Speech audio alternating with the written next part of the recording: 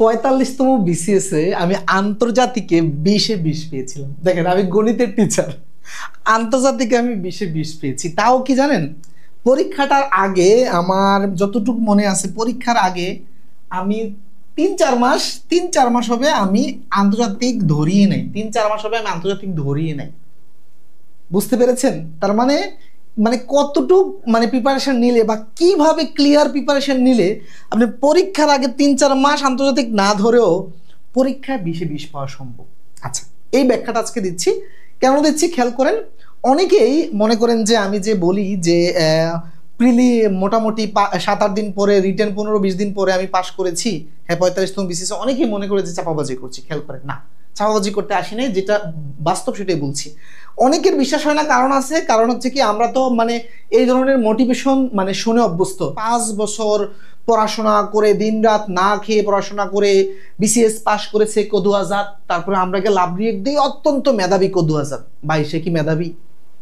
সে মেধাবী না। মেধাবী হইলে এই মানে সিলেবাস পড়তে তার 5 বছর লাগার কথা না। সে পরিশ্রমী, বলেন যে মেধাবী না, সে পরিশ্রমী। তার এত মানে এই জন্য সে অত্যন্ত কম মেধাবী হওয়া সত্ত্বেও সে পরিশ্রম করে জিনিসটা পেয়েছে। কথা বুঝতে পেরেছেন? ওকে, দেখেন 45তম বিসিএস এ যে জিকে এসেছিল আন্তর্জাতিক অংশে, এগুলো একেবারেই বেসিক ভিত্তিক, একেবারেই বেসিক ভিত্তিক। এগুলো রিসেন্ট খুব একটা আসে নাই, রিসেন্ট খুব একটা আসে নাই। তাই দেখা গেছে আমি রিসেন্ট খুব কম পড়াশোনা করি। রিসেন্ট আমি পড়ে যাই প্রতিটা বিসিএস এর আগে, বিসিএস এর আগে মানে 10-12 দিন যখন যেটা পড়ি, বেশিরভাগই রিসেন্টই পড়ি, ঠিক আছে।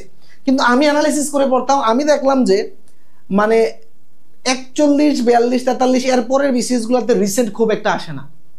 এরপরে বিশেষ খুব একটা মানে রিসেন্ট আসে না। তাই আমি রিসেন্ট একটু মানে পড়া বাদ দিয়ে দিলাম। আগে যেটা হইতো যে রিসেন্ট মনে করেন যে বিভিন্ন বইগুলো মানুষের দমায়া পড়তো, কিন্তু এরপরে দেখলাম রিসেন্ট খুব একটা আসে না, রিসেন্ট পড়া বাদ।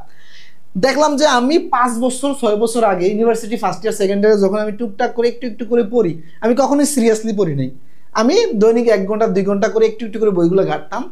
আমি 5-6 বছর আগে যেই তথ্যগুলো পড়ছি এগুলো আমার মনে আছে, স্টিল এখনো মনে আছে। আপনাদেরকে যদি জিজ্ঞেস করি, যে মুখস্থ যদি জিজ্ঞেস করি বলশেবিক বিপ্লব কি, তারপর যে কত সালে হয়েছে, তারপর হচ্ছে মানে এই যে রাশিয়ার যে ইতিহাস, এই জিনিসগুলো আপনারা অনেকেই দেখা গেছে রানিং স্টুডেন্ট পারবেন না।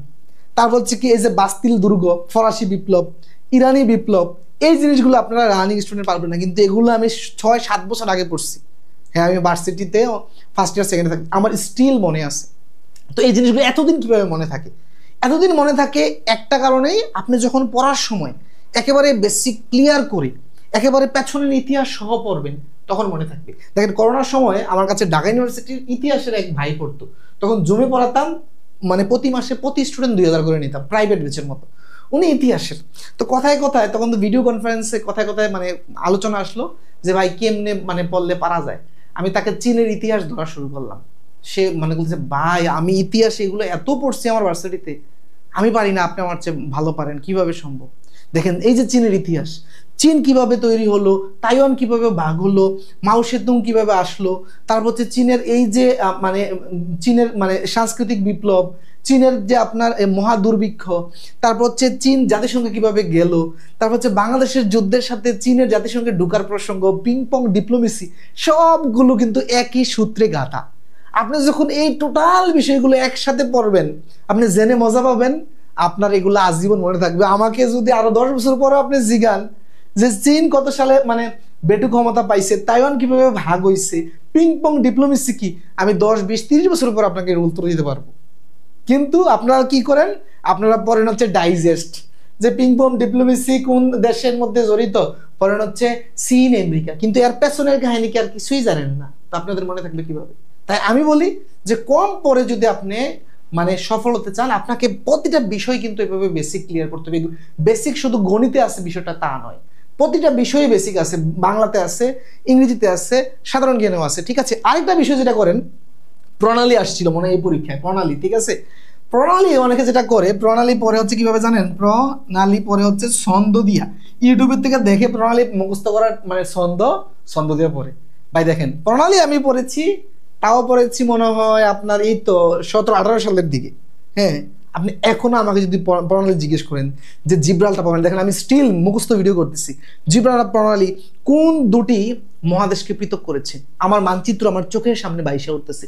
মানচিত্রে আমি দেখতে পাচ্ছি যে জিব্রাল্টার প্রণালীটা কোন দুটি মহাদেশ যদি বলে, তাহলে ইউরোপ এবং আফ্রিকার মাঝামাঝি জিব্রাল্টার প্রণালী অবস্থিত। ঠিক আছে, যদি প্রশ্নটা এইভাবে আসে কোন দুটি দেশকে পৃথক করেছে, দেখেন আপনারা শুধু মহাদেশ দিয়ে যখন শিখবেন, যখন দেশ জিজ্ঞেস করবেন দাদু ভাই আটকাই যাবেন। দেখেন কোন দুটি দেশকে পৃথক করেছে বললে কি হবে, ইউরোপের স্পেন এবং হচ্ছে আফ্রিকার মরক্কো, এই দুটা দেশের মাঝখানে হচ্ছে এই প্রণালীটা অবস্থিত। তার মানে আমাকে দেশ জিজ্ঞেস করলেও আমি পারবো। এখন যদি প্রশ্ন করে কোন দুটি জলরাশি বা জলভাগকে মানে যুক্ত করেছে, এইটাও আমি পারবো। এইটা দেখেন এই যে এটা হচ্ছে কি, এই পাশে আটলান্টিক আর মাঝখানে ভূমধ্যসাগর, এই দুইটাকে যুক্ত করেছে হচ্ছে জিব্রাল্টার প্রণালীটা। দেখেন একটা প্রণালী আমি ম্যাপ দেখে একবার পড়ছি তো 6-7 বছর আগে, স্টিল আপনি আমাকে আল্লাহ রহমতে আগামী 20 বছর পরে আমাকে জিজ্ঞেস করবেন, ইনশাল্লাহ যদি আমার মেমোরি লস না হয়, ব্রেনে যদি কোনো সমস্যা না হয়, আমি আপনাকে উত্তর দিতে পারবো ইনশাল্লাহ। ঠিক আছে, এইভাবে বেরিং প্রণালী, জিব্রাল্টার প্রণালী অত্যন্ত গুরুত্বপূর্ণ যে প্রণালীগুলো আমি 20-30 বছর পর উত্তর দিতে পারবো। ঠিক আছে, যেগুলো কম গুরুত্বপূর্ণ, যেগুলো সচরাচর মানে চর্চা করিনি, সেগুলো হয়তো আমার হয়তো কয়েক বছর পরে ভুলে যাব, কিন্তু আপনার যে মানে 3 স্টার টাইপের যে নলেজগুলো, এগুলো যদি আপনার জানা থাকে, আপনি বিসিএস বা অন্য চাকরি পরীক্ষাতে অনায়াসে পাশ করতে পারবেন। আর বিসিএস এ পাশ করা সবচেয়ে সহজ, কারণ কি বিসিএস এ এভারেজে 50% নাম্বার পেলেই আপনি প্রিলিও পাস করতে পারবেন, এবং রিটেনে তো 50% পাইলে আপনার পিএসসি মানে কারো বাবারও ক্ষমতা নেই আপনাকে ফেল দেওয়া। 900-র মধ্যে আপনি 450 পাইলে আপনাকে ফেল দেওয়ার কোনো ক্ষমতা নাই বাংলাদেশ সরকারেরও, এটা নিয়মিত মানে নিয়মে আছে, 50% পেলে পাস।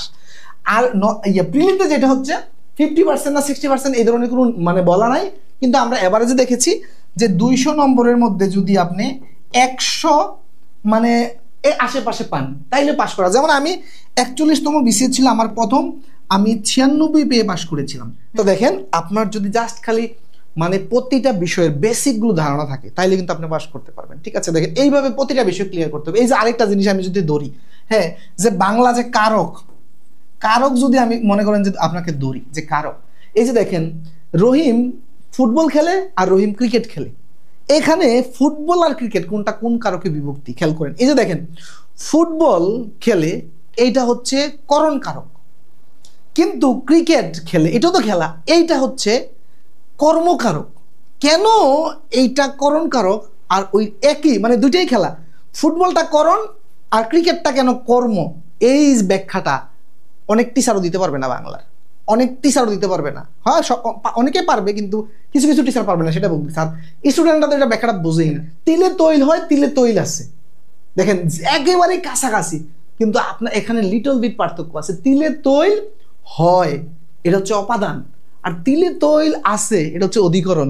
কথা বলছেন এই টোটাল কিন্তু মুখস্থ কথা বলতেছি। ঠিক আছে, কথা বলতে চেয়েছিলাম আন্তর্জাতিক মানে কথা মানে 20 নম্বর নিয়ে, সেই জায়গায় কত দিকে চলে গেলাম। ঠিক আছে, তারপরে আসেন 45তম বিসিএস এর দুটো রচনা আসছিল, একটা হচ্ছে কি ওয়ার্ল্ড রিফিউজি প্রবলেম, আর একটা হচ্ছে কি a autobiography of a cripple freedom fighter. দেখেন এই যে ওয়ার্ল্ড রিফিউজি প্রবলেম, এটা আমি কোনোদিন পড়িও নাই। যারা হয়তো বেশি পড়াশোনা করে তারা মানে নোট করে পরীক্ষার হলে তারা পড়ে গেছে, তাদের কমন আসতে পারে, আমি পড়ি না, আমার কমন আসবে কি। তবে আমি ওয়ার্ল্ড রিফিউজি প্রবলেম নিয়ে আমি জানি, আমি 10 বছর আগের থেকে আমি হচ্ছে পত্র পত্রিকা, তারপর হচ্ছে টিভি নিউজ, আমি এগুলো মানে সবচেয়ে বেশি দেখি। ঠিক আছে, আমি যে মানে এডমিশনের সময় মানে আমি গোল্লা মারছি শুধুমাত্র এই নিউজ দেখার কারণে। আমার মেসে আমি সবচেয়ে বেশি মানে নিউজ দেখতাম, টিভি কিনছিলাম মেসের মধ্যে নিউজ দেখার জন্য, পত্রিকা রাখতাম প্রথম আলো, বুঝছেন। তারপরে গোল্লা মারছি, তাও গোল্লা মাইরা 3-4টা পাবলিক ইউনিভার্সিটিতে চান্স পাইছিলাম। হ্যাঁ, পরে পাবলিক ইউনিভার্সিটি থেকে তো পড়াশোনা শেষ করলাম। দেখেন ওয়ার্ল্ড রিফিউজি প্রবলেম সম্পর্কে আমি জানি, রোহিঙ্গা ক্রাইসিস কবে থেকে শুরু হয়েছে, কি কি সমস্যা, মিয়ানমারের মানে রোহিঙ্গা ক্রাইসিস কেন বের করে দেয় রোহিঙ্গাদেরকে, কারণ কি, তারপর হচ্ছে সিরিয়ার গৃহযুদ্ধের ফলে তুরস্কে প্রায় 30-40 লাখ মানে রিফিউজি রয়েছে। এই যে রিফিউজি ক্রাইসিসগুলো আমি জানি। আপনি এরকম কয়েকটা জিনিস জানলে আপনি পৃষ্ঠার পর পৃষ্ঠা যদি লেখার দক্ষতা থাকে আপনি নিজেই লিখতে পারবেন। আমি জাস্ট লিখে গেছি, আমার এই জানা ঘটনাগুলো বাংলাটাকে আমি ইংরেজি করে দিয়েছি। এখন প্রশ্ন করতে পারেন যে স্যার এই জিনিসটা মানে কি কতদিনে শিখছেন বাংলা, এটা কি কতদিনে শিখা? এটা আমি ছোটবেলা থেকে চর্চা করতে করতে আস্তে আস্তে শিখেছি। আমি ক্লাস 8-9-এ থাকতেই কিভাবে একটা প্যারাগ্রাফ মানে কয়েকটা পয়েন্ট খালি মাথায় রেখে বাকিগুলো নিজে নিজে বানিয়ে লেখা যায় সেটা চেষ্টা করতাম। রচনার ক্ষেত্রে ইংরেজি কি করতাম, হেডলাইনগুলো পয়েন্টগুলো মনে রাখতাম, তারপরে নিজে লেখার চেষ্টা করতাম। বুঝতে পেরেছেন? এইভাবে আপনাকে লেখার মানে যোগ্যতা অর্জন করতে হবে। এটা ভাই 10 দিন 15 দিন এই যোগ্যতা অর্জন হয় না, এটা আগে থেকে আপনার ওই যোগ্যতা থাকতে হবে, তাহলেও আপনি অর্জন হবে। আপনি পরীক্ষার আগে না হয় আপনি 15 মাস পড়লেও লাভ হবে না। এমন অনেকে দেখছি পরীক্ষার আগে 15 মাস 20 মাস 5 বছর পরে একটা প্রিলি পাস করে না, প্রিলি পাস করলেও রিটেন পাস করে না। অথচ এরকম অনেকে আছে, আপনি জাস্ট তাকে 15-20 দিন একটু দিবেন, বইগুলো ঘাটাঘাটি করে যাবে, সে পাস করতে পারবে। পেছনে কারণ হচ্ছে কি, তার বেসটা অনেক স্ট্রং। আপনি তার সাথে অন্য 10 জনের তুলনা করলে হবে না। তো প্রিয় শিক্ষার্থীরা, এইভাবে গণিতের পাশাপাশি যে কোনো বিষয়ে আমি আপনাদেরকে আমার পরামর্শগুলো দিব। আমি বেসিক্যালি পড়াবো গণিত, পরামর্শগুলো দিব যেন আপনারা অ্যাটলিস্ট আপনাদের ব্যক্তি জীবনে এই পরামর্শগুলোকে কাজে লাগিয়ে সফল হতে পারেন। তো প্রিয় শিক্ষার্থীরা, এই ধরনের যদি বিশ্লেষণধর্মী ভিডিও নিয়মিত পেতে চান আমাদের সাথে থাকুন, আমাদের পেজে ফলো দিয়ে রাখুন। আর কোর্স করতে চাইলে গণিতের আমাদের পেজে ইনবক্স করুন। আজকে ভিডিওটি কেমন লাগলো, পরবর্তীতে কি ধরনের ভিডিও চান সেটা কমেন্ট করে দেন। আপনাদের মধ্যে যেই কমেন্টটা সবচেয়ে বেশি হবে নেক্সট ভিডিওটা সেটা করার চেষ্টা করবো। তো প্রিয় শিক্ষার্থীরা, সে পর্যন্ত দেখতে থাকুন, ভালো থাকুন, আল্লাহ হাফিজ।